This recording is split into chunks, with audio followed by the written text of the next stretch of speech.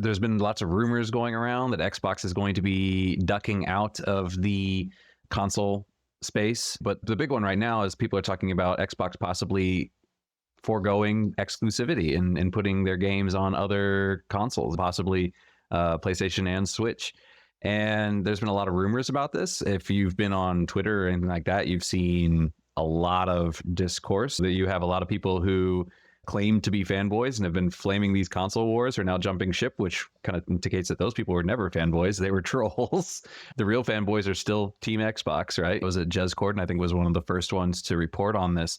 But like he said, I'm going to be the last guy on the ship when it goes down. I'm going to be the one playing the violin. That's going to be me. And then there's been a lot of talk about with the recent acquisition of Blizzard and that whole thing. And what is Xbox doing? What's their strategy? Is this a good thing for the industry? Is it a bad thing for the industry? A lot of people feel that this is going to be bad because without the competition of Xbox, PlayStation is going to become complacent and they're going to start raising prices and making bad decisions because they don't have anybody competing with them. Yeah, other people think it's still going to have, like, as far as games go, they're still going to be competing with third party. They're still going to compete with Xbox on a game by game basis. So the quality of gaming shouldn't change. Maybe they'll, with the PS6 or whatever, they might not quite push the envelope of tech because they don't have to compete with somebody else and release the stronger tech. So yeah, just a lot of speculation right now. Phil Spencer said that the Xbox team is going to be making some form of announcement as to what their plans are within the coming week. So we're going to see for sure what they're actually planning to do. So are these rumors? Are these true? Is this a misunderstanding?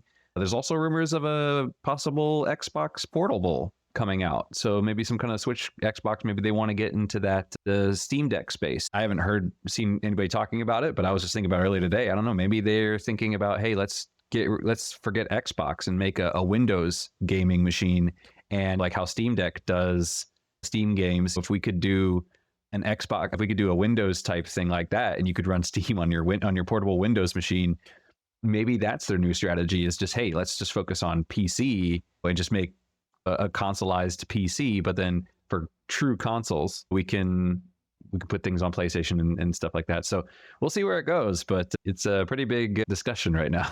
Remember, Xbox arrived when Sega left.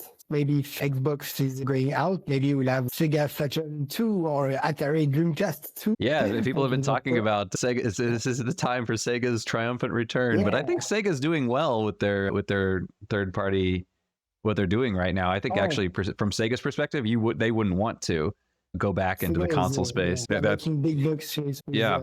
Arcade big game. And it just means all the Sonic games, Persona's Sega, right? Yeah. So, they definitely are making their money. I've heard rumors before, not recently, but I've heard rumors of maybe Amazon or Apple or possibly Samsung, considering it at some point. You might get a Chinese company like Tencent being like, hey, let's make our console, which I'm sure the Chinese government would be very thrilled with, because then it's, hey, we have full control. It's not even like a PC that you can customize. But yeah, I don't know. I think from Xbox perspective, I think what they're thinking is, console, like they've said in the past, consoles are in their mind a thing of the past. Eventually we're just going to get a dongle that you can plug into your USB port, or even just an app that you can install on your TV, and you're not going to need consoles. Everything's going to be done streaming.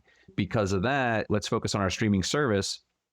And if we're focusing on the streaming, let's duck out of the console space, and then let's get this streaming service working. And then maybe we can get the streaming service on PlayStation, and then PlayStation players can get our games. PlayStation can take a cut. And then maybe in their mind, they're thinking like, this is a win.